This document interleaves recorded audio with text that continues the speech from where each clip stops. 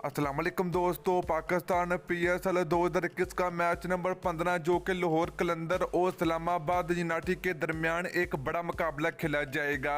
तो आज के इस वीडियो के अंदर आप लोगों को बताएंगे कि पाकिस्तान PSL 2021 का मैच नंबर 15 लाहौर कलंदर और इस्लामाबाद यूनाइटेड के दरमियान कब खेला जाएगा और ये पाकिस्तान टाइम के मुताबिक कितने बजे स्टार्ट होगा।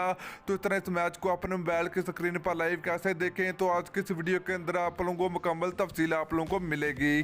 तो आप लोगों ने लाजमी इस वीडियो को एंड तक देखना है। तो दोस्तों अगर आप लोग भी पाकिस्तान टीम से मोहब्बत रखते हैं तो जल्दी से वीडियो को लाइक करें, उसके बाद चैनल को सब्सक्राइब करें और बेल आइकन जरूर अनेबल करें ताकि आप लोगों को मजीद क्रिकेट की न्यूज़ मिलती रहेगी।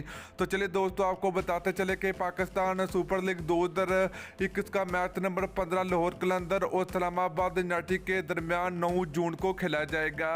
तो दोस्तों ये मैच पाकिस्तानी टाइम के मुताबिक शाम के 8 बजे स्टार्ट होगा। तो लाइव स्ट्रीमिंग की बात करें तो ये मैच आप लोगों को PTV स्पोर्ट 10 स्पोर्ट पर बराह रास्त दिखाया जाएगा।